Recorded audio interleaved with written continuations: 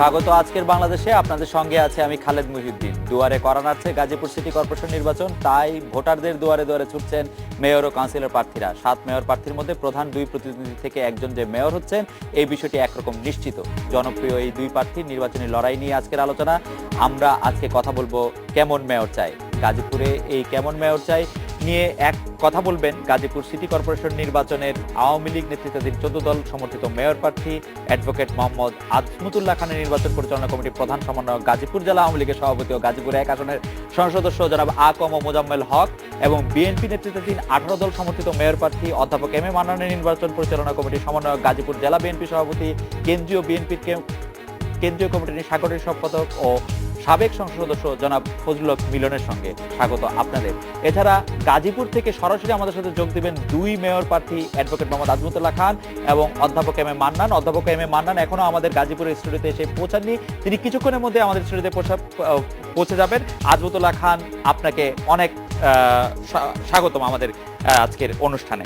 আমি প্রথমেই জনাব আকম মোজাম্মেল হক আপনার কাছে জানতে চাইবো যে আপনাদের দলে তো আরেকজন প্রার্থী আপনাদের মানে সমর্থন বা মনোনয়ন যেটাই বলেন যে চেয়েছিলেন, জাহাঙ্গীর আলম, তিনি আপনারা কেন আজমতুল্লাহ খান সাহেবকে বেশি যোগ্য মনে করলেন বা উত্তম মনে করলেন? আজমতুল্লাহ খান একজন দক্ষ এবং তিনি পরপর টঙ্গী সিটি পৌরসভায় 3 বার মেয়র হয়েছেন। তিনি আওয়ামী লীগের জেলার সাধারণ সম্পাদক। তার পরিচিতি এবং তার বিভিন্ন গুণাবলীর জন্য তিনি আমাদের কাছে অধিকতর যোগ্য প্রার্থী হিসেবে বিবেচিত হয়েছেন। অবশ্য অপর প্রার্থী তিনিও তরুণ সমাজের মধ্যে যথেষ্ট প্রভাব তার ছিল, তবে যেহেতু দুজনকে দেওয়া যায় না, যিনি এগিয়েছিলেন বা যে এগিয়েছে কিসের বিবেচনায় এই বিবেচনাটা কি?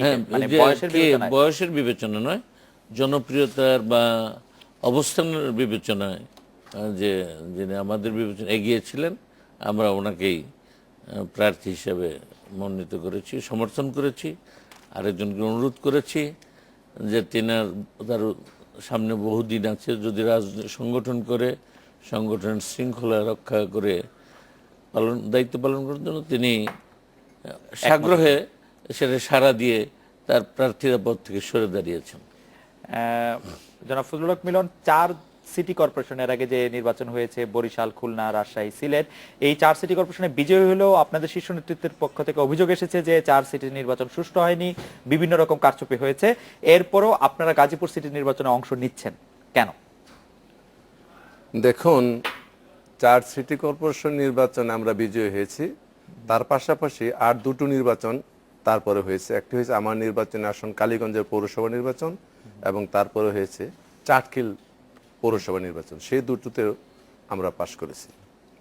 ওখানে আমরা যে অভিযোগটা মূলত করেছি, যদি সুষ্ঠু অবাধ হতো পুরোপুরি যে আংশিক যে বিশৃঙ্খলা হয়েছে, যে অনিয়ম হয়েছে, যে প্রভাব খাটানোর চেষ্টা করা হয়েছে, সেটি না করলে ভোটের ব্যবধান আরও বেশি হতো, তফাৎটা। এই জন্য আমরা বলতে চাচ্ছি যে সেইখানে এই অনিয়মটা হয়েছে। এই অভিযোগটা আমাদের বিজয় লাভ করার পরও যে পুরোপুরি সুষ্ঠু হয়নি। আর গাজীপুর সিটি কর্পোরেশন নির্বাচনে আমরা অংশগ্রহণ করছি, এত কারচুপি এত অনিয়ম করার পরেও জনগণের স্বতঃস্ফূর্ত ভোটের মাধ্যমে 4টি সিটি কর্পোরেশন এবং পৌরসভার পাশ করেছে। 4টি সিটি কর্পোরেশনে অনেক কারচুপি হয়েছে, অনেক খারাপ নির্বাচন হয়েছে বলছেন না? আমি বলছি এত কারচুপি 4টা মিলে যে সংখ্যাটা, সেটা বোঝানোর চেষ্টা করেছে। এটা টেলিভিশনে আপনারা দেখেছেন, ভোটের বাক্স নিয়ে দৌড়াদৌড়ি হয়েছে, সেখানে প্রতিরোধ করেছে জনগণ, এগুলি তো আপনারা দেখেছেন। এই ডকুমেন্টের এভিডেন্স আপনাদের থাকার পরে তার প্রশ্ন করে সময় নষ্ট আপনি বা কেন করবেন, আমি বা কেন বলবো? আমরা এই কথাটি বোঝাতে চাচ্ছি। এই জন্য নির্বাচন কেমন হবে বলে আপনার ধারণা এখন পর্যন্ত? জনগণের যে ভোটের অধিকার, সেটি যদি সুষ্ঠু অবাধ নিরপেক্ষভাবে প্রয়োগ করতে পারে, তাহলে বিপুল ভোটের ব্যবধানে আমাদের গাজীপুর সিটি কর্পোরেশন নির্বাচন সুষ্ঠু হবে কিনা সে সম্পর্কে আপনার ধারণা হচ্ছে? যদি আপনারা বিপুল ভোটের ব্যবধানে জিতেন তাহলে এটা সুষ্ঠু হয়েছে ধরে নেবেন? না, সেই জন্য বলছে না। কিছু আলামত ইতিমধ্যে আপনারা পত্রপত্রিকায় দেখেছেন। এটি আপনারা অভিযোগ 4 সিটি কর্পোরেশন সম্পর্কেও করেছিলেন? না, 4 সিটি কর্পোরেশন সম্পর্কে যেটুক করেছি, যেটুক অনিয়ম হয়েছে সেইটুক করেছি। নির্বাচনের আগে সিটি কর্পোরেশনগুলিতে বলা হয়েছিল যে মেয়ররা আছেন তারা নিতে চান, এরকম একটা অভিযোগ। মানে করা হয়েছিল, যে ঢালাওভাবে সব উপায় করে রেখেছেন, যেমন খুলনা সম্পর্কে বলা হয়েছে, বরিশাল সম্পর্কে হ্যাঁ বলা হয়েছে। করে রেখেছিল, এই তো জনগণের প্রতিরোধের মুখে সেটি পারেনি, আংশিক পেরেছে। আর গাজীপুর আমরা শঙ্কা প্রকাশ করছি এই জন্য সেই ধরনের কিছু আলামত আমরা ইতিমধ্যেই পরিলক্ষিত হচ্ছে, যেটি জাতীয় পত্রিকায় প্রকাশিত হয়েছে। আমাদের যে নিয়মতান্ত্রিক অভিযোগ আমরা যে সংস্থাকে যে কর্তৃপক্ষ করার জন্য সেখানে করেছি, এই পত্র যে আজকের যে পত্রিকাটা আপনি দেখবেন, কালের কণ্ঠ পত্রিকা, নিশ্চয় আপনার দৃষ্টিগোচর হয়েছে, সেখানে আমি একটি লাইন আপনার একটু পড়তে চাচ্ছি। জি। প্রিজাইডিং অফিসারের দায়িত্বে শতাধিক সাবেক ছাত্রলীগ আওয়ামী লীগ নেতা বাংলাদেশ কৃষি বিশ্ববিদ্যালয় বঙ্গবন্ধু পরিষদের 9 জন প্রিজাইডিং অফিসারের দায়িত্ব পেয়েছেন। জাতীয় বিশ্ববিদ্যালয়তে নিয়োগ করা হয়েছে 101 জনকে, 90 জন আওয়ামী লীগের। ভিন্ন ভিন্ন মাঠে নেমেছেন আওয়ামী লীগের অর্ধশত কেন্দ্রীয় মিলন ভাই, আমি নেতা, আপনাকে একটু 70 থামাই সংসদ এই জায়গা থেকে। আমি একটু জনাব মোজাম্মেল হক আপনাকে জিজ্ঞেস করতে চাই যে এই খবরটি আজকে কালের কণ্ঠে ছাপা হয়েছে, কিন্তু 2-3 দিন ধরেই এটা সংবাদে আলোচিত হচ্ছিল যে প্রশাসনকে নানাভাবে ব্যবহার করার একটা চেষ্টা চলছে। প্রথমত প্রিজাইডিং অফিসার নিয়োগ করার দায়িত্ব হচ্ছে নির্বাচন কমিশনের। জি। এখন নির্বাচন কমিশন কাকে করেছেন সেটা আমাদের ব্যাকগ্রাউন্ড কি এ কথা যদি বলেন, তো যারা ইলেকশন অফিসার কন্ডাক্ট করতে যাচ্ছেন তারা একজনও কিন্তু মানে আপনারা জানেন সব দলীয়ভাবে তারা নির্বাচিত হয়েছিলেন এবং অনেকে পরীক্ষায় অ্যাপিয়ার করেন নাই, তারপরে তারা নির্বাচন কমিশনের মানে ওই জেলা লেভেলের অফিসার হয়েছেন, সব দলীয় ক্যাডার ছিল। তারপরেও কিন্তু আমরা এটা বলি না যে সেটা সে এককালে কি করতো সেটা অন্য কথা। এখন রাষ্ট্রীয় দায়িত্ব পালনে মনে করি যে তারা সততার সাথে দায়িত্ব পালন করবে সরকারি কর্মকর্তা হিসেবে। আরেকটু কথা হচ্ছে যে এখনই ওনারা সবসময় বলে থাকেন, কিন্তু সারা বাংলাদেশে এই সরকারের আমলে 4.5 বছরে প্রায় 6,000-এর মতো নির্বাচন হয়েছে। স্থানীয় সরকারের পৌরসভায় ওনারা বেশি পেয়েছেন, ইউনিয়ন পরিষদে হয়েছে, সিটি কর্পোরেশনগুলো পাচ্ছেন। সর্বত্রই আগের থেকে হরতাল ডেকে রাখেন, বলে রাখেন যে হবে না। আজ পর্যন্ত আজকের দিন পর্যন্ত কোথাও যে কারচুপি হয়েছে বা ফলাফল ভিন্নরূপ করা হয়েছে, জনগণ যেভাবে রায় দিয়েছে সেভাবেই এই সরকার মেনে নিয়েছে এবং এই নির্বাচন কমিশনের উপর কোনো রকম প্রভাব বিস্তার করার চেষ্টা করা হয়নি। সেই দ্বারা গাজীপুরের ক্ষেত্রে অব্যাহত থাকবে। এখানে সুষ্ঠু, সুন্দর এবং নিরপেক্ষ নির্বাচন হবে। সেটা ফলাফল গণনার পর। আমি এই প্রসঙ্গে একটু সহযোগিতা করতে চাই। জি, আমার শ্রদ্ধেয় নেতা আমি খুব সম্মান করি। গোড়ায় যার গলদ, সেইখান থেকে তো ভালো কোনো গোড়ায় গলদের প্রসঙ্গটা আমরা একটু পরে আসবো। আমি একটু জানাব মোজাম্মেল হক আপনার কাছে একটু বলতে দিতে হবে। উনি যিনি বললেন যে একটি উদাহরণ, ভোলার নির্বাচনে কি হয়েছে পুরো বাংলাদেশের মানুষ দেখেছে, বিশ্ব দেখেছে। এই রকমের সন্ত্রাস, এই রকমের তাণ্ডব, এই ধরনের প্রভাব খাটানো হয়েছে যেটা নজিরবিহীন। আর মাননীয় সংসদ সদস্য আকম মোজাম্মেল হোসেন বলেন যে ওইখানে এরকম কোন উদাহরণ আছে কিনা, এই জন্য একটা ক্ষুদ্র উদাহরণ। ভোলা নির্বাচন একটা উদাহরণ হিসেবে থাকছে। আমি বরং জানতে চাইবো যে আমরা কাউন্টার করতে বসি নাই। যদি সেই সময়কার বাই ইলেকশন গুলোর কথা বলেন, মাগুরার কথা বলেন, কাউন্টারের মধ্যে যাব না। জনাব মোজাম্মেল হক, আমি শুধু ছোট করে জানতে চাই যে আমরা ধরে নিচ্ছি যে সুষ্ঠু নির্বাচন হচ্ছে এবং আওয়ামী লীগের যারা সমর্থিত বা মনোনীত প্রার্থী তারা আসলে নির্বাচিত হচ্ছেন না, এটার একটা বড় অংশই। তো এ থেকে আওয়ামী লীগ আসলে কি শিক্ষা নিচ্ছে? আওয়ামী লীগ শিক্ষা নিচ্ছে যে আমরা জনগণের কাছাকাছি মধ্যে থাকতে হবে, জনগণের কাছে যত কাছে যেতে পারবো তত ভালো ফলাফল করবে। এর থেকে আমরা সেটা শিক্ষা নিয়েছি আমাদের বিভিন্ন স্থানে পরাজয়ের কাছে, যে আমরা ভোটারদের কাছে সরাসরি হয়তো গিয়ে ভোট প্রার্থনা করি, মিটিং মিছিলের মধ্যে সীমাবদ্ধ রাখি। কিন্তু গাজীপুরের ক্ষেত্রে আমরা চেষ্টা করছি প্রতিটা ভোটারের কাছে একাধিকবার যাওয়ার জন্য এবং দরজায় যাওয়ার জন্য, ডোর টু ডোর, এবং তাদেরকে আমাদের প্রার্থীর যোগ্যতা এবং কেন তিনি ভোট পাবেন তার যে স্বচ্ছতা, সেটা বলার জন্য। সেটা পরপর 3 বার তিনি নির্বাচিত হয়েছেন, এতে বোঝা যায় যে তার যোগ্যতা এবং দক্ষতা এবং সততা এটা প্রমাণিত। জনাব অ্যাডভোকেট আজমতুল্লাহ খান, আপনি নিশ্চয়ই আমাদেরকে শুনছিলেন। এখন পর্যন্ত আমরা একটি বিরতি নিচ্ছি। বিরতির পর ফিরে এসে আমরা আশা করব যে অধ্যাপক এম এ মান্নানও আমাদের সঙ্গে যোগ দিবেন এবং সেই সময় আমরা এই নির্বাচনে আপনার যে প্রচার, এই নির্বাচনে আপনার ইশতেহার এবং এই নির্বাচন সম্পর্কে আপনাদের মতামত আমরা শুনবো। আমরা একটা বিরতি নিচ্ছি, বিরতির পর ফিরে এসে কথা বলবো।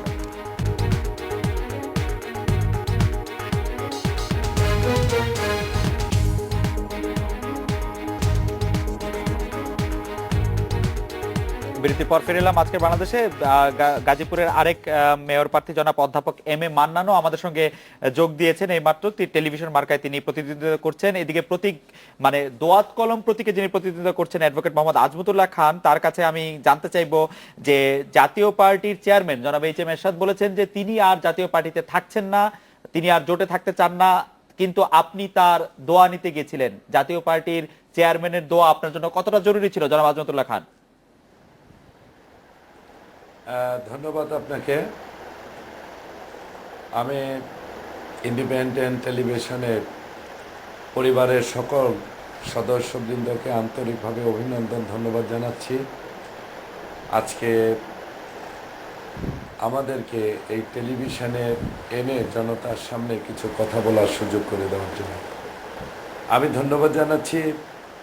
টিভির সামনে যারা বসে আছেন সকল দর্শক শ্রোতৃমণ্ডলীকে একই সাথে ধন্যবাদ জানাচ্ছি গাজীপুরের 27.5 লক্ষ জনগণ এবং 10.5 লক্ষ ভোটার তাদেরকে। আপনি যে প্রশ্নটি করেছেন, জাতীয় পার্টির চেয়ারম্যান হোসেন মোহাম্মদ এরশাদ সাহেব, তিনি মহাজোটের একটি অংশ। আপনি জানেন তিনি আমার বয়সে মুরব্বী, সাবেক মহামান্য রাষ্ট্রপতি। একজন প্রার্থী হিসাবে, একজন নাগরিক হিসাবে আমি ওনার কাছে দোয়া চাওয়ার জন্য গিয়েছিলাম। আমার মনে হয় দোয়া কারো কাছে চাওয়া এখানে কোনো বাধা থাকতে পারে না। আমি দোয়া চাওয়ার জন্য গিয়েছি, উনি মুরব্বী হিসাবে আমাকে দোয়া করেছেন এবং আজকে সমকাল পত্রিকায় এই জিনিসটি উঠেও এসেছে। জনাব আজমতুল্লাহ খান, আপনি বলছেন যে আপনি মুরব্বী হিসাবে দোয়া চাইতে গিয়েছিলেন। মুরব্বী হিসাবে তো বাংলাদেশে তো ঢাকা শহরে আরো অনেক মুরব্বী আছে আপনাদের, এই মুরব্বীর মধ্যে এরশাদ সাহেবকে আলাদা মুরব্বী হিসেবে বাছার কারণ কি? অবশ্যই তিনি মহামান্য রাষ্ট্রপতি ছিলেন। মহামান্য রাষ্ট্রপতি বদরুদ্দোজা চৌধুরী সাহেব আছেন, আপনার মুরব্বী হবেন, তার দোয়া চাইতে পারতেন আপনি।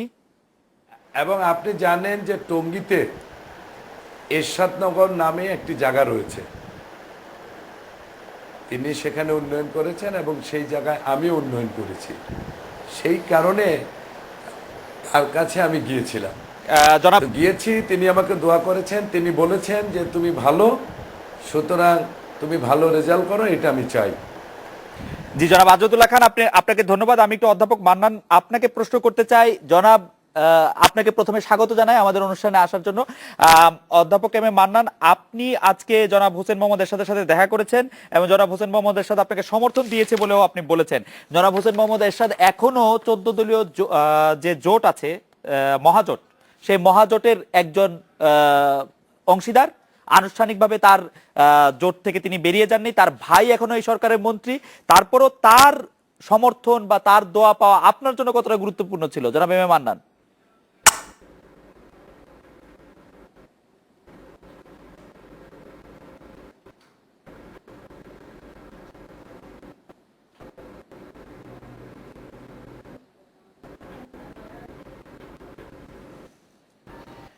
জনাব এম এ মান্নান, আপনি এরশাদ সাহেবের কাছে গিয়েছিলেন আজকে তার সমর্থন বা দোয়া চাওয়ার জন্য এবং বলেছেন যে জনাব এরশাদ আপনাকে সমর্থন দিয়েছেন।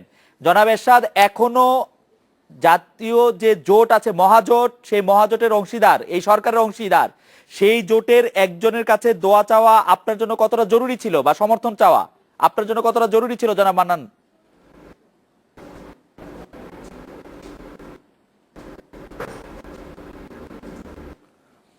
জনাব মান্নান বোধহয় আমাদেরকে স্পষ্ট শুনতে পাচ্ছেন না। আমি একটু অনুরোধ করবো যে আমাদের কারিগরি দল যেন এটি একটু পরীক্ষা করে দেখে। আমি একটু আবার জনাব মিলন আপনার কাছে আসতে চাই যে 2001 জাতীয় সংসদ নির্বাচনে জনাব এম এ মান্নান বিএনপির মনোনয়ন না পেয়ে বিদ্রোহী প্রার্থী হয়েছিলেন। এরকম একজনকে আবারও মনোনয়ন বা সমর্থন দেওয়া কতটা যৌক্তিক বা যুক্তিযুক্ত হয়েছে? সেই বিদ্রোহী প্রার্থীর সাথে এই নমিনেশনের কোনো সম্পর্ক ওইভাবে আছে বলে আমরা মনে করি না। ওনাকে আমরা মনোনয়ন দিয়েছি এই জন্য যে উনি 1991 সনে বাংলাদেশের মধ্যে সর্বোচ্চ ভোট পেয়ে এই আসন থেকে নির্বাচিত হয়েছিলেন। উনি মন্ত্রী হিসেবে দায়িত্ব পালন করেছেন এবং বৃহত্তর আঙ্গিকে দায়িত্ব পালন করেছেন। তখন উনি উন্নয়নমূলক যে সমস্ত কর্মকাণ্ড করেছেন, সেই ব্যক্তিটা, সেই প্রসারিত অবস্থানটা আমরা মনে আপনি করি যে একজন- সময় তার মন্ত্রিত্বের কথা বলছিলেন সেই সময় তাকে মন্ত্রিত্বের পুরো সময়টাও আপনাদের পালন করতে দেওয়া হয়নি, বরং আপনি আজকে কালের কণ্ঠের কথা বলছিলেন। প্রথম আলোতে একটি প্রতিবেদন প্রকাশিত হয়েছে, সেটাতে ধর্ম প্রতিমন্ত্রীর দায়িত্ব থেকে তাকে সরিয়ে দেওয়া হয়েছিল হজ পালন করার ক্ষেত্রে বিভিন্ন দুর্নীতির কথা বলে। না, এই কথাটি সম্পূর্ণ অসত্য। কারণ শুধু মন্ত্রিত্বের দায়িত্ব পালন করতে দেওয়া হয় না এটা ঠিক না, উনি আরেকটা মন্ত্রণালয়ে দায়িত্ব পালন করতে দেওয়া হয়েছিল, বিজ্ঞান এবং প্রযুক্তি। জি। কাজে মন্ত্রণালয় যে কোনো দায়িত্ব বন্টন হতে পারে, এটা চেঞ্জ হতে পারে, সেটার সাথে দায়িত্ব পালন করতে দেওয়া হয়নি, এই কথাটি আমি মনে করি সঠিক নয়। বলা হয় যে এই অভিযোগের ভিত্তিতে ধর্ম এই প্রতিমন্ত্রী অভিযোগের ভিত্তিটা এই জন্য নাই, 96-এর সময় আওয়ামী লীগ সরকার ক্ষমতায় ছিল। যদি এই গুরুতর অভিযোগটি সত্য হতো, তখন আমরা জানি অনেক মামলা হয়েছে, অনেক ব্যাপারে তাদের আপত্তি ছিল, কিন্তু এই ব্যাপারে তখনকার আওয়ামী লীগ সরকার কোনো ধরনের মামলা রুজু করেনি এবং কোনো ধরনের অভিযোগ তার বিরুদ্ধে আপনার কাছে উত্থাপন কি করা মনে হয় হয়নি। যে এই অভিযোগটি সর্বৈব মিথ্যা? একেবারেই মিথ্যা। আজকে প্রথম আলোতে যে অভিযোগের ব্যাপারে যে প্রতিবেদনটি ছাপা হয়েছে সেটি উদ্দেশ্যমূলক এবং মিথ্যা কোনো উদ্দেশ্য প্রণোদিত অবশ্যই, এবং এটা আপনারা কোনো ধরনের প্রতিবাদ পাঠিয়েছেন সেখানে? আমরা এই সব কিছুর প্রতিবাদ পাঠানো প্রয়োজন মনে করি না। ভিত্তিহীন কথার পিছনে ছুটার মতো সময় আমাদের না, এবং সে কান কথা শুনে আমরা রাজনীতি করি না। তার মানে এবং আপনারা আশা করছেন যে এই কান কথা আসলে অন্য কেউ নিশ্চয়ই শুনবে না? না, শুনবে না তো, কারণ অসত্য কথা যত আপনি প্রকাশ করেন কোনো বিবেকবান মানুষ সেটাকে গ্রহণ করবে না, শুনবেও না। জনাব অধ্যাপক মান্নান কি আমাদেরকে এখন শুনতে পাচ্ছেন? জি, শুনতে পাচ্ছি। জনাব মান্নান, আমি প্রশ্ন করেছিলাম যে জাতীয় মহাজোটের একজন বড় অংশীদার জাতীয় পার্টির হোসেন মোহাম্মদ এরশাদের কাছে সমর্থন চাওয়াটা কত জরুরি ছিল আপনার জন্য, জনাব এম এ মান্নান?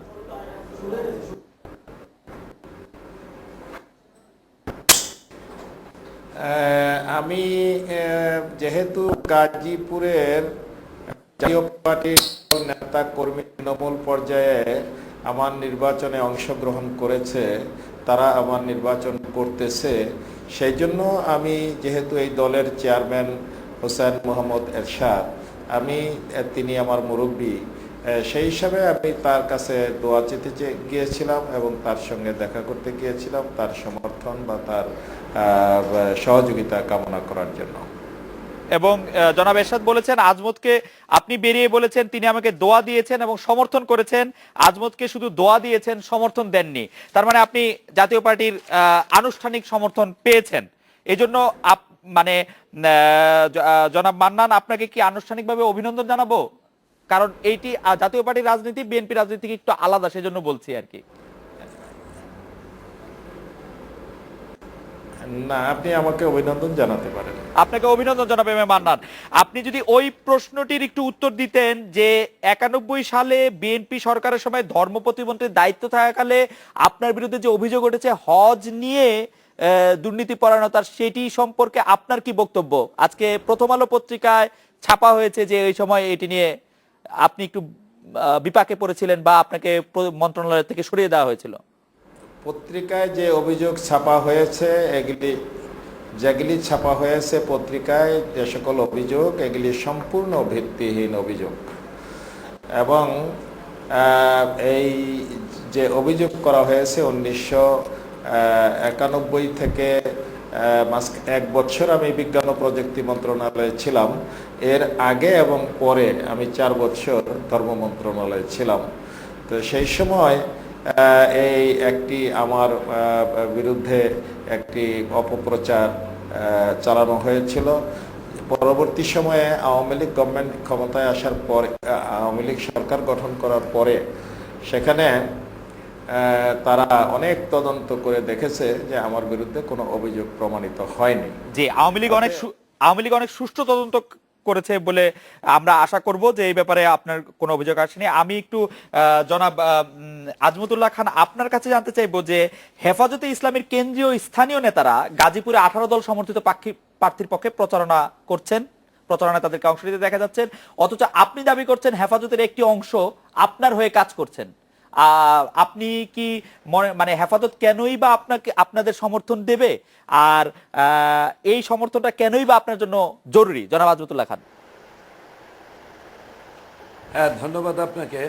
আপনি যে কথাটি বলেছেন এই কথাটি সঠিক নয়, এই কারণে যে হেফাজতে ইসলাম তাদের অবস্থান পত্রিকায় বিবৃতি দিয়ে তাদের এই অবস্থানটা স্পষ্ট করেছে। হেফাজত ইসলাম গাজীপুর জেলা শাখার আমির, তিনি পত্রিকায় স্টেটমেন্ট দিয়ে, যেটা নয়া দিগন্ত পত্রিকায় ছাপা হয়েছে, তিনি বলেছেন যে হেফাজত ইসলাম দলগতভাবে কোনো জোটকে সমর্থন করেনি। আমাদের এই দেশের অনেক আলেম ওলামা, মসজিদের ইমাম, খতিব, তাদের সাথে আগাগোড়েই আমার একটা ভালো সম্পর্ক ছিল। আপনি জানেন যে বিশ্ব ইজতেমা টঙ্গীতে অনুষ্ঠিত হয়ে থাকে। মান্নান সাহেব সেখানে ধর্ম প্রতিমন্ত্রীও ছিলেন, কিন্তু তিনি কি করেছেন বিশ্ব ইজতেমার জন্য, এটা মাটি সাক্ষী দিবে। আমি চেষ্টা করেছিলাম এই মাঠে যারা 30-35 লক্ষ মানুষ আমাদের মেহমান হিসাবে প্রতি বছরই টঙ্গীতে আসে, তাদের সেবার মানটা নিশ্চিত করার জন্য আমি কিছু কাজ করেছিলাম। সেই জন্য এই দেশের আলেম ওলামাদের সাথে আমার একটা ব্যক্তিগত সম্পর্ক ছিল। সেই ব্যক্তিগত কারণ থেকে এই নবগঠিত সিটি কর্পোরেশনে একজন সৎ এবং দুর্নীতিমুক্ত ব্যক্তি নির্বাচিত হয়ে আসুক, এই দৃষ্টিকোণ থেকে তারা আমার পক্ষে এই নির্বাচনে কাজ করে যাচ্ছে। জনাব আজিজুল্লাহ খান, সরকারি হাসপাতালে রোগী দেখা বাদ দিয়ে অনেক চিকিৎসক আপনার পক্ষে প্রচারণায় নামছেন। রোগী বড় না আপনার প্রচারণা বড়, এই প্রশ্নটি উঠছে এখন। এ কথা কি ঠিক? অনেক চিকিৎসক আপনার পক্ষে প্রচারণায় করছেন? জনাব আজিজুল্লাহ খান, আমি জানি না আপনার কাছে এই ব্যাপারে কোনো দালিলিক প্রমাণ আছে কিনা। আপনি লক্ষ্য করেছেন আমি আমার নির্বাচন প্রচারণা সম্পূর্ণভাবে আমার স্থানীয় নেতৃবৃন্দদেরকে নিয়ে, তাদেরকে নিয়ে এবং জনগণকে নিয়ে আমার নির্বাচনী প্রচারণা চালিয়ে যাচ্ছি। আসলে এটা নির্বাচনে আজকে জনগণের মধ্যে যে সাড়া এবং জনমত যেভাবে সৃষ্টি হয়েছে, এটাকে ভিন্ন খাতে প্রভাবিত করার জন্যই আমাদের 18 দলীয় জোটের পক্ষ থেকে এক এক ধরনের বক্তব্য। এটা 18 দলের জোটের পক্ষ থেকে বক্তব্য না জনাব আজিজুল্লাহ খান, এটিও প্রথম আলো, দৈনিক প্রথম আলোতে গতকাল ছাপা হয়েছে যে আজমতের খেদমতে চিকিৎসকেরা। যাই হোক, আমি আবার একটু আসি হচ্ছে আমাদের অধ্যাপক এম এ মান্নান আপনার কাছে, যে আপনার বিরুদ্ধে একটা বড় অভিযোগ উঠছে এরকম যে আপনি নির্বাচনী প্রচারণায় বা কার্যক্রমে মানুষের ধর্মীয় অনুভূতিকে কাজে লাগানোর একটা চেষ্টা করছেন। এ ব্যাপারে আপনার আসলে অবস্থান কি? বা আপনি বলছেন বা আপনার যারা সমর্থক তারা বলছেন যে অমুকদের ভোট দিলে ধর্ম থাকবে না, এই ব্যাপারটি কি সঠিক কিনা যদি একটু বলতেন।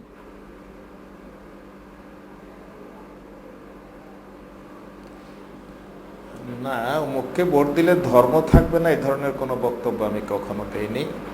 তবে আমার এই নির্বাচনী প্রচারণাকে গাজীপুরের যে হেফাজতে ইসলাম, সেই হেফাজতে ইসলামের পক্ষ থেকে আমাকে তারা সমর্থন দিয়েছে এবং তারা আমার নির্বাচনী কার্যে অংশগ্রহণ করেছে, তারা প্রচার অভিযানে নেমেছে, তারা আমার সাথে আছে। আমরা ইসলামী মূল্যবোধে বিশ্বাসী একটি দল, বাংলাদেশ জাতীয়তাবাদী দল, তারাও সেই ইসলামী মূল্যবোধে বিশ্বাসী বিধায় আমাদের মধ্যে নীতিগত একটা মিল আছে বলে তারা আমাকে সমর্থন দিয়েছে এবং আমার নির্বাচন। জনাব মান্নান, একটি ছোট প্রশ্ন করতে চাই। আপনার ছেলে গাজীপুরে কর্মরত বিভিন্ন সংবাদ মাধ্যমের কয়েকজন প্রতিনিধির সঙ্গে গোপন বৈঠক করেন বলে অভিযোগ রয়েছে। এই বিষয়টি প্রকাশ হওয়াতে খোদ বিএনপিতে নাকি বিরূপ প্রতিক্রিয়া সৃষ্টি হয়েছে, আপনি কোনো মন্তব্য করবেন?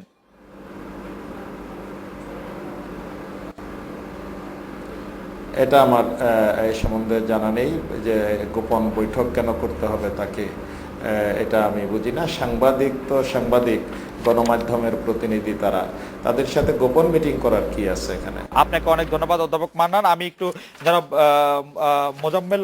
মোজাম্মেল হকের কাছে আসতে চাই যে নিজ দলে অনৈক্য দূর করতে দলের প্রধান মাননীয় প্রধানমন্ত্রী শেখ হাসিনাকে অনেক নজর দিতে হয়েছে।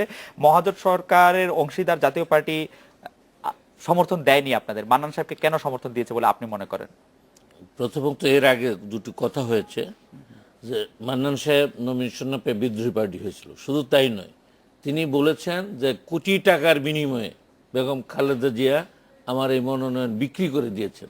এটাও টেলিভিশনে মুন্নি সাহা এই সাক্ষাৎকারটি নিয়েছিলেন, টেলিভিশন প্রচারিত। অর্থাৎ নিজের দলের প্রধানের বিরুদ্ধে বলে অভ্যস্ত যে নমিনেশন না পাইলেই উনি খেপে যান।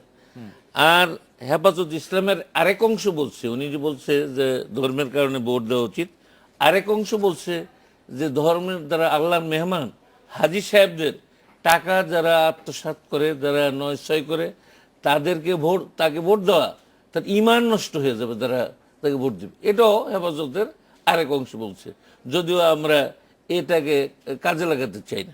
আর উনি আরেকটা অভিযোগে অভিযুক্ত, তিনি কাজী আজিমউদ্দিন কলেজের অধ্যাপক ছিলেন, মানে প্রভাষক, সেখান থেকে নৈতিক মানে ইয়ের জন্য টাকা আত্মসাৎ এবং না ইয়ের না, তার জন্য- বিরুদ্ধে যে অভিযোগটি তোলা হয়েছে প্লিজ শুনেন আপনি, যে সেটা প্রমাণিত হয়েছে এবং উনি মন্ত্রী থাকাকালীন অনেক চেষ্টা করেছিলেন সেটাকে সেই অভিযোগ থেকে মুক্ত হওয়ার জন্য, সেটা পারেননি। এমনকি মরহুম রাষ্ট্রপতি ইয়াজউদ্দিন সাহেব সভাপতি হিসেবে সেই রেকর্ডে আছে, কাজেই উনি সেখান থেকে বহিষ্কৃত হয়েছিলেন আইনানুগভাবে। সেটা সেটা আচ্ছা, হচ্ছে যে এখন- সেটা বহিষ্কৃত হয়েছিলেন বা তিনি সেখান থেকে বাদ পড়েছিলেন 623 কার্য দিবসের মধ্যে 229 দিন কলেজ কর্তৃপক্ষকে না জানিয়ে অনুপস্থিত থাকার অভিযোগ। শুধু তাই নয়, আমি তখন কলেজের প্রতিষ্ঠাতা সেক্রেটারি এবং আমি ওনাকে সেখানে যে নিয়োগটা দিয়েছিলাম, সেখানে নিয়োগে আমার স্বাক্ষর ছিল। আমার মনে হয় যে এই ব্যাপারে পার্সোনাল ব্যাপারে আমরা যেতে চাই না। আপনি যে প্রশ্ন করেছেন যে এরশাদ সাহেব ওনার জোটগতভাবে উনি আমাদের সাথে আছেন, তো এই নির্বাচনে ওনার যেহেতু দলীয় কোনো প্রার্থী নেই, সঙ্গত কারণেই তার সমর্থন, তার যেহেতু একটা ভোট ব্যাংক আছে, জাতীয় পার্টির একটা ভোট আছে, তাই প্রার্থীরা তার কাছে যেতে পারে বা যাওয়াটা খুবই অস্বাভাবিক। দোনো প্রার্থী গিয়েছেন। তবে স্থানীয় যারা দল করেন, যেহেতু দলীয়ভাবে কোনো সিদ্ধান্ত হয়নি, তাই জাতীয় পার্টির যারা নেতা কর্মী তারা কিন্তু পছন্দ মতো প্রার্থীকে বেছে নিয়েছেন।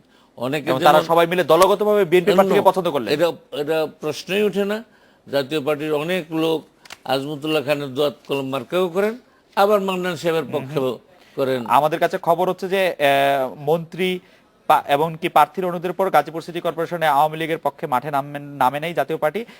কেউ কেউ বলছেন যে প্রধানমন্ত্রী অনুরোধ করেছিলেন যে জাতীয় পার্টির কাজ করার জন্য গাজীপুরে। প্রধানমন্ত্রী জাতীয় পার্টিকে অনুরোধ করার না, এটা পত্রিকার খবর। স্থানীয়ভাবে, এখন পত্রিকার সব খবরই যদি সঠিক না, পত্রিকার হতো কিছু- তাহলে তো আর কোনো পত্রিকার কিছু দরকার হতো না। আচ্ছা, পত্রিকার খবর নিয়ে আসলে পত্রিকা হয় কি, যখন আপনাদের পক্ষে যায় তখন আপনারা এটা বিশ্বাস করেন, যখন আপনারা বিপক্ষে যায় তখন এটা আপনারা অবিশ্বাস করেন। সব না। খবরের মধ্যে সত্য মিথ্যা থাকতে পারে। যেমন আজকে যেমন অধ্যাপক মান্নানের প্রসঙ্গে যে খবরটি বেরিয়েছে সেটি নিশ্চয়ই আপনাদের ভালো লেগেছে, যে তিনি হজের দুর্নীতির প্রসঙ্গটি। আবার গতকাল যখন আজমতুল্লাহ খান সম্পর্কে একটি রিপোর্ট বেরিয়েছে তখন নিশ্চয়ই আপনি এটি পছন্দ করেননি। এটা তো এরকমই হওয়ার না, কথা। সেটা বস্তুনিষ্ঠ হোক, আপনারা তদন্ত করেন জি। যে কোন কোন ডাক্তার আজমতুল্লাহ খানকে মানে হসপিটালের নাম দিয়েছে, সাচিব এবং সেই সাচিব সমস্ত এবং BMA ব্যক্তিদের নামে সাচিব এবং সুনির্দিষ্টভাবে অভিযোগ দেওয়া হোক। সুনির্দিষ্টভাবেই বলছে পত্রিকা। না, সুনির্দিষ্টভাবে বলেন। আমি আপনাকে আপনাকে বিরতি নিচ্ছি। এই বিরতির মধ্যে আপনাকে সুনির্দিষ্ট নামগুলি আমি শোনাচ্ছি, যদি আপনি বলেন দর্শকদের সামনে আমি এগুলি বলতে পারি। আমরা এটা বিরতি নিয়ে আসছি, ফিরছি।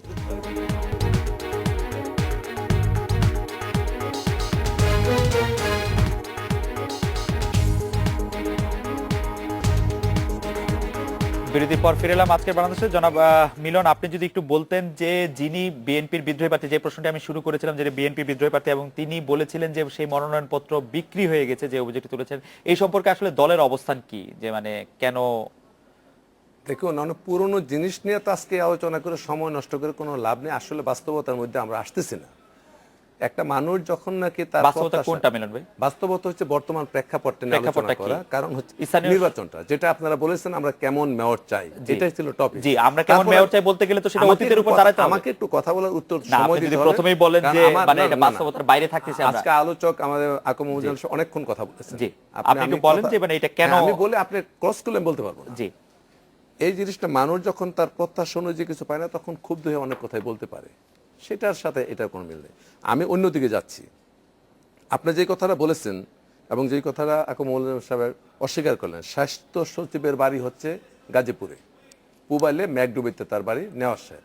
উনি কয়েকটা মিটিং করেছেন স্বাস্থ্য কর্মকর্তাদের নিয়ে, সরকারি কর্মকর্তাদের নিয়ে। সেই সরকারি কর্মকর্তা যেটা বলেছেন আপনি, চিকিৎসা বাদ দিয়ে এখন ভোট প্রার্থনা করছেন, এরা বাধ্য হচ্ছেন এই প্রভাবশালী এই সচিবের মানে সেই প্ররোচনায়, তার প্রভাবে তারা এই কাজটি করছেন, যেটা নাকি একেবারে অনৈতিক, নির্বাচন আচরণবিধির লঙ্ঘন হচ্ছে। আর আকমুজ্জামান সাহেব বললেন যে জাতীয় পার্টি সমর্থন দেয়নি বা তারা স্পষ্টতা নেই। আজকে আমি যে মিটিংয়ে ছিলাম আমাদের নির্বাচন কেন্দ্রে, সেখানে জাতীয় পার্টি গাজীপুর জেলার সাধারণ সম্পাদক নুরুল ইসলাম সাহেব টেলিভিশনে স্পষ্ট বলেছেন যে আমাদের চেয়ারম্যান সমর্থন করেছে এবং দলগতভাবে আমরা ঐক্যবদ্ধভাবে আমরা ওদেরকে সমর্থন করছি। কাজে এই আলোচনা গেলে আসলে সত্যের অপলাপ বলে বা সময় নষ্ট করার কোনো অর্থ হয় না। মূল বক্তব্য হচ্ছে যে ওনারা বলেছেন ধর্মকে ব্যবহার করা হচ্ছে। ধর্ম দেখুন, ধর্মের অনুভূতি, ধর্মের যে ফিলিংস সেটা আপনার মধ্যে আমার মধ্যে সকলের মধ্যে আছে। আমরা তো কিছুদিন আগে শাহবাগে দেখলাম ধর্ম নিরপেক্ষতার নামে একজন সরকারের আবির্ভাব করছিল। সেই সরকারের কথায় সংসদ দাঁড়িয়ে যায়, মানুষ দাঁড়িয়ে যায়, বাংলাদেশ নীরব হয়ে যায়। আজকে ধর্মনিরপেক্ষতার দাবি সে কোথায় তুলছে? না, আজকে নির্বাচনে আমি বলতেছি আজকে নির্বাচনে সেই সরকার সাহেবকে একটু গাজীপুরে পাঠিয়ে যদি নির্বাচনের প্রচারণায় অংশগ্রহণ করান দোয়াত কলমের পক্ষে, তাহলে তো আমার মনে উপকার হয়। নিতে পারছেন না কারণ তাদের পলিসি, তাদের আদর্শ, তাদের নীতি ভ্রষ্ট কাজ এমন পর্যায়ে পৌঁছেছে, জাতীয় পার্টি না গোটা গাজীপুর সহ গোটা বাংলাদেশের মানুষ আজকে তাদেরকে প্রত্যাখ্যান করেছে। এবং আমি হেফাজতকে স্বাগত জানিয়েছে। কে? মানে বাংলাদেশের সকল মানুষ তাদেরকে প্রত্যাখ্যান করেছে, হেফাজতকে স্বাগত জানিয়েছে। হেফাজতকে সমর্থন করেছে কিনা সুষ্ঠু নির্বাচন হওয়ার পরে আপনি বুঝতে পারবেন যে কাকে কে সমর্থন। আমি সেটি জানতে চাইছিলাম যে হেফাজত ইস্যু কত বড় আপনার জন্য। যাই হোক, আমি একটু অধ্যাপক মান্নানের কাছে যাব। যে অধ্যাপক মান্নান, আজিমুদ্দিন কলেজের কয়েকজন প্রবীণ শিক্ষকের উদ্ধৃতি দিয়ে আজকে বলা হয়েছে যে আপনাকে শৃঙ্খলা ভঙ্গের অভিযোগ ওঠায় আজিমুদ্দিন কলেজ থেকে চলে যেতে হয়েছে। আমি শব্দটি কি বলবো ভেবে পাচ্ছিলাম না। এই বিষয়ে আপনার মন্তব্য জানবো। এদিকে আমাদের জনাব আকম মোজাম্মেল হক একটি দুর্নীতির কথাও বলছিলেন, আপনি যদি একটু জবাব দিতেন জনাব মান্নান।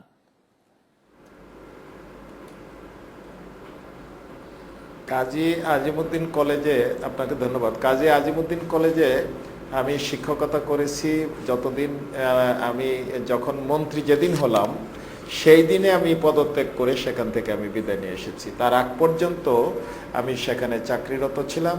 আমাকে কোনো চাকরি থেকে বরখাস্ত করা হয়নি, চাকরিচ্যুতও করা হয়নি, এবং সেখানে আমার বিরুদ্ধে যে অভিযোগের কথা বলা হয়েছে সেই অভিযোগ সেগুলো ভিত্তিহীন এবং সেটা তারা প্রমাণও করতে পারেনি।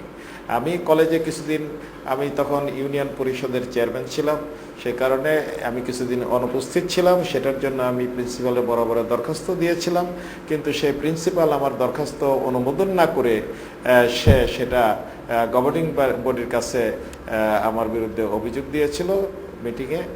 সেই অভিযোগের ভিত্তিতে তারা তখন আমার বিরুদ্ধে ব্যবস্থা নেওয়ার জন্য চেষ্টা করেছে, কিন্তু সেটা পরবর্তী সময় যখন দেখা গেছে যে না, এটা সঠিক না, আমি তো দরখাস্ত দিয়েছি, আমি ছুটি পাইতে পারি, ছুটি আমার পাওনা আছে, তখন আর আমার বিরুদ্ধে কোনো ব্যবস্থা তারা নিতে পারে। জনাব মান্নান, বকেয়া কর পরিশোধ না করা আমার ছিল না, আমার বিরুদ্ধে কোনো অভিযোগ ছিল না। জনাব মান্নান, বকেয়া কর পরিশোধ না করায় আপনার ব্যাংক হিসাব জব্দ করতে বলেছিল এনবিআর, কর বকেয়া কেন হলো? আমার কর কোনো বকেয়া নেই। আমি 2007 এবং 2008 কর বর্ষে আমি স্বনির্ধারণী পদ্ধতিতে আমি আমার রিটার্ন আমি জমা দিয়েছি, এবং সে অনুযায়ী আমার যে কর যেটা ধার্য হয়েছিল সেটা আমি পরিশোধ করেছি। কিন্তু কর্মকর্তাগণ পরবর্তী সময়ে প্রায় 1 বছর পরে আমাকে একটা নোটিশ পাঠায় যে আমার কর, অতিরিক্ত করের কথা জানায় আমাকে। তখন আমি বলেছি যে আমি আমার রিটার্নে আমি বলেছি যে আমার 24-25 বিঘা মতন জমি আমার আছে, সেটা আমি উল্লেখ করেছি। কিন্তু তারা আমাকে যে নোটিশ পাঠিয়েছেন সেখানে তার লেখা আছে আমার 100 বিঘা জমি আছে। আমি বলছি 100 বিঘা জমি আমার প্রমাণ না হওয়া পর্যন্ত আমি এই ট্যাক্স আমি দিব না। 100 বিঘা জমি প্রমাণ করার পরে আমি এই ট্যাক্স দিব, এবং সেটা তারা পারে নাই এখন পর্যন্ত। আজকে নির্বাচনের পূর্বে আমার ভাবমূর্তি ক্ষুণ্ণ করার জন্য, আমার জনগণের সামনে আমাকে হেয় প্রতিপন্ন করার জন্য, এটা একটা অপচেষ্টা ছাড়া আর কিছুই না। জনাব মান্নান, আপনাকে ধন্যবাদ। আমি একটু জনাব মোহাম্মদ আজমুদুল্লাহ খান, আপনার কাছে জানতে চাইবো যে আপনার নির্বাচনী ইশতেহার অনেক লম্বা, ইশতেহারে উল্লেখ করা হয়েছে সিটির চারদিকে সুপ্রস্ত রাস্তা নির্মাণ এবং ইত্যাদি ইত্যাদি অনেক কিছু করার কথা আপনি বলেছেন। শিশু পার্ক সহ বিভিন্ন ধর্মীয় সামাজিক প্রতিষ্ঠান নির্মাণ ও সহায়তা প্রদান করার কথা বলেছেন। আপনি পৌর মেয়রের দায়িত্ব থাকাকালীন বা পৌর চেয়ারম্যানের দায়িত্ব থাকাকালে কাজগুলি কেন করতে পারেননি? এখনই বা আপনার কাছে কি এমন সুবিধা আসবে যে এই কাজগুলি আপনি করে ফেলতে পারবেন? জনাব আজমুদুল্লাহ খান। ধন্যবাদ আপনাকে। আপনি জানেন যে পৌরসভার পরিধি এবং সিটি কর্পোরেশনের পরিধি, আমি টঙ্গী পৌরসভায় 3 বার নির্বাচিত হই। টঙ্গীতে যতগুলি রাস্তার পাশ দিয়ে বড় আরসিসি ড্রেন নির্মিত হয়েছে সমস্ত ড্রেনগুলি আমার এই 18 বছরের সময় নির্মিত হয়েছে। এবং আপনি জানেন যে টঙ্গী পৌরসভার আগে যে সরু রাস্তাগুলি ছিল, এই সরু রাস্তাগুলিকে আমি প্রশস্ত করেছিলাম এবং এই কাজগুলি আরও অধিক মাত্রায় করার জন্য আমি আমার নির্বাচনী ইশতেহারে যে জিনিসটা নিয়েছি যে একটি পরিকল্পিত নগরায়ন। একটি পরিকল্পিত নগরায়ন বলতে যে জিনিসগুলি বোঝায় জি, তার ওই জিনিসগুলি আমি আমার সিটি কর্পোরেশনের নির্বাচনী ইশতেহারে জনাব নিয়ে আজমতুল্লাহ এসেছি। খান, আমি আপনার কাছে জানতে চাই যে যতবার এই যে বৃষ্টির মৌসুমে বৃষ্টি হচ্ছে, গাজীপুর রাস্তাঘাট ডুবে যাচ্ছে, রাস্তাঘাটের মধ্যে বিভিন্ন নর্দমার সৃষ্টি হচ্ছে, সেই ক্ষেত্রে সবাই দায়ী করছে আপনাকে যে আপনি পৌর কর্পোরেশনের মানে মেয়র থাকা অবস্থায় আপনি আপনার কাজগুলি ঠিকমতো করেন নাই। আপনি কি মনে করেন এই ক্ষেত্রে আপনি একটু ব্যর্থ ছিলেন? অবশ্যই আমি ব্যর্থ ছিলাম না, কারণ হলো যে ছবিগুলি ম্যাক্সিমাম দেখানো হচ্ছে। আপনাকে বুঝতে হবে যে টঙ্গী পৌরসভার এরিয়াটা ছিল 32.36 স্কোয়ার কিলোমিটার, আর আজকে গাজীপুর সিটি কর্পোরেশনের এরিয়াটি হচ্ছে 339.53 স্কোয়ার কিলোমিটার। আমি টঙ্গী পৌরসভার নির্বাচিত প্রতিনিধি ছিলাম। আমি কি সম্পূর্ণ গাজীপুরের দায়ভার কি আমার উপর পড়বে? আপনি যে রাস্তাগুলির কথা বলেছেন, প্রত্যেকটি রাস্তার পাশে কিন্তু আরসিসি ড্রেন আছে, যে মুষলধারে বৃষ্টি হয়েছে এবং সেই বৃষ্টির পানি সরতে 1.5 থেকে 2 ঘন্টা সময় লেগেছে এবং ড্রেনগুলি নির্মিত হয়েছিল বলেই কিন্তু পানিগুলি সেখানে নিষ্কাশনের ব্যবস্থা হয়েছে। জনাব আজমতুল্লাহ খান, আপনাকে ধন্যবাদ। আমরা আরো একটি বিরতি নিচ্ছি, বিরতির পর ফিরে এসে কথা হবে আমাদের উত্তর।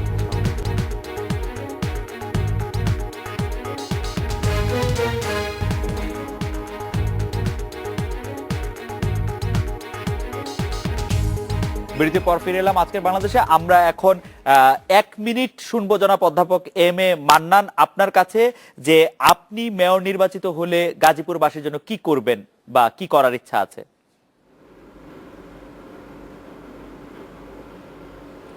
ধন্যবাদ আপনাকে।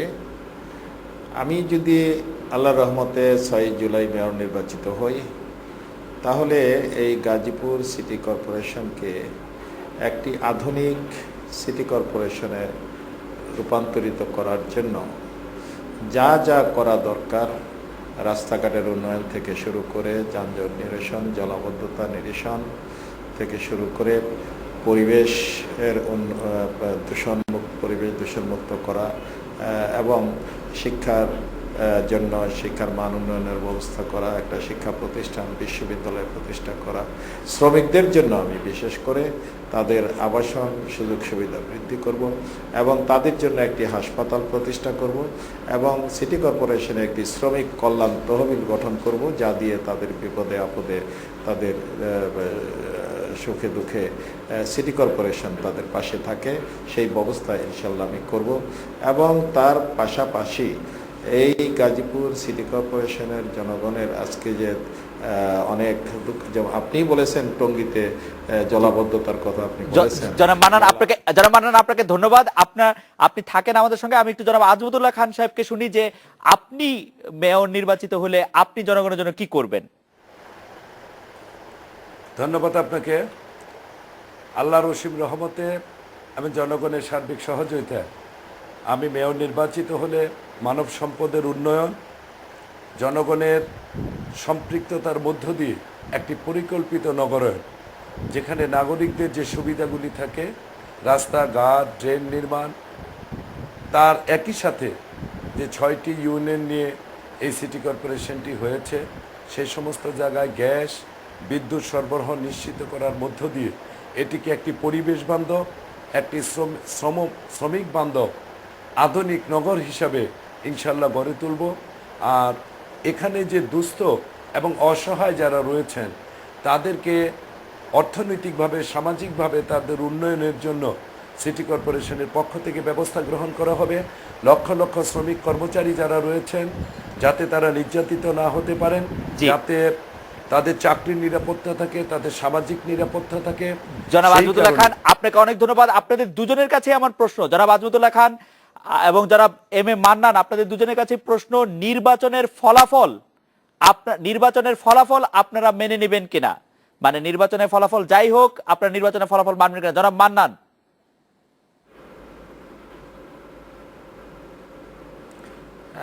অবশ্যই নির্বাচনের ফলাফল মেনে নিব, তবে ইতিমধ্যেই জনগণ টেলিভিশনের পক্ষে সিদ্ধান্ত নিয়েছে ভোট দেওয়ার জন্য। বিপুল ভোটে ইনশাল্লাহ 6 জুলাই নির্বাচিত হব। ধন্যবাদ। জনাব আজমতুল্লাহ খান, আপনি জনাব আজমতুল্লাহ খান, নির্বাচনের ফলাফল আপনি মেনে নেবেন কিনা? স্বচ্ছ একটি সিটি প্রতিষ্ঠান জনগণের অংশগ্রহণের মাধ্যমে। জনাব আজমতুল্লাহ খান, আপনি নির্বাচনের ফলাফল মেনে নেবেন কিনা, যাই হোক ফলাফল?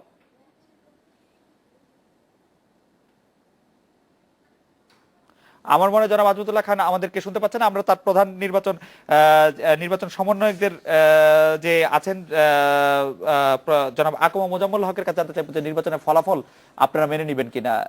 আমরা সারা দেশে যত নির্বাচন হয়েছে এই আমলে সব মেনে নিয়েছি। এই ক্ষেত্রে অবশ্যই ফলাফল যাই আসুক পক্ষে বিপক্ষে আমরা হাসি মুখে মেনে নেব। জনাব মিলন, আপনার কাছে জানতে চাইব যে নির্বাচনের ফলাফল সম্পর্কে আপনি। জয় পরাজয়কে সামনে রেখে নির্বাচনে অংশগ্রহণ করা হয়। আমি অবশ্যই ফলাফল মেনে নেব, তবে একটা শব্দ আমার আছে, কিছু আলামত আমি দেখতে পাচ্ছি যে আলামতগুলি ইতিমধ্যে প্রকাশিত হয়েছে, জাতীয় পত্র পত্রিকা সহ আমরা অভিযোগ দিয়েছি। এই ধরনের কর্মকাণ্ড, প্রশাসনিক দখল, প্রশাসনিক প্রভাব, সন্ত্রাস অথবা সরকারি প্রতিষ্ঠানকে ব্যবহার করে যদি ফলাফলকে পাল্টে দেওয়ার কোনো ব্যবস্থা গ্রহণ করা হয়, সেই ফলাফল আমাদের কাছে না, গোটা জাতির কাছে প্রশ্নবিদ্ধ হবে, আপনাদের কাছে প্রশ্নবিদ্ধ হবে। গোটা জাতীয় সেটি গ্রহণ করবে না, আমরাও সেটি গ্রহণ করব না। বর্তমান এই মিডিয়ার যুগে কোনো রকম কারচুপি করার সুযোগ নেই। আমরা মিডিয়াকে সর্বক্ষণ এই জন্য আমন্ত্রণ জানাবো সেখানে, এবং দেশি বিদেশি পর্যবেক্ষকরা যেন সেগুলো দেখে যে নির্বাচন সুষ্ঠু এবং অবাধ হয় কিনা। এই ক্ষেত্রে আমি একটু অ্যাড করতে চাই, আমরা শুধুমাত্র সেই সময় পর্যন্ত অপেক্ষা করতে চাই না, তার আগেই কিন্তু কিছু কিছু কাজ অনিয়ম হচ্ছে, যেগুলি নির্বাচনের অনিয়মের বিরুদ্ধে পড়ে। যেমন সরকারি কর্মকর্তা, মন্ত্রী, তারা গাজীপুরে একাধিক মিটিং করছে সরকারি কর্মকর্তাদের নিয়ে, ফ্ল্যাগ উড়িয়ে গিয়ে সরকারি গাড়ি ব্যবহার করে তাদের খাদ্য গ্রহণ করছে। সেখানেই বোঝা যাচ্ছে যে নির্বাচনকে প্রভাবিত করার একটা আমরা আশা করব যে কোনো রকম অনিয়ম, এই ঘটনার কোনো সত্যতা আছে মানে এটার 100% সত্যতা আছে, আমি প্রমাণ দিতে পারবো। আমরা অবশ্যই আশা করব নির্বাচন কমিশন এই ব্যাপারে এটা আমি না শুধু, এটা মিডিয়া সহ আজকের একটি ঘটনা আমাকে একটু বলতে দিতে হবে। আজকে দুইজন মাননীয় সংসদ সদস্য ধান গবেষণায় সরকারি কর্মকর্তাদের এই নির্বাচনের পক্ষে কাজ করার জন্য বলছিল। সাংবাদিক যাওয়ার পরে সেখানে দিনকালে সাংবাদিক রাশেদ, তাকে মারধর করা হয়, তার ক্যামেরা ছিনিয়ে নেওয়া হয়। আমরা আশা করি যে নির্বাচন কমিশন এইসব ব্যাপারে খেয়াল করবে এবং একটি সুষ্ঠু নির্বাচনের মাধ্যমে জনগণ তাদের পছন্দের প্রার্থীকে গাজীপুরে বেছে নিতে পারবে। আজকের অনুষ্ঠানে আমাদের সঙ্গে যোগ দেওয়ার জন্য জনাব এম এ মান্নান, জনাব আজমতুল্লাহ খান, জনাব আকম মোজাম্মেল হক এবং জনাব ফজলুল হক মিলন, আপনাদেরকে অনেক ধন্যবাদ। এই ছিল আজকের বাংলাদেশে। দেখা হবে আগামীকাল এই সময়। শুভরাত্রি।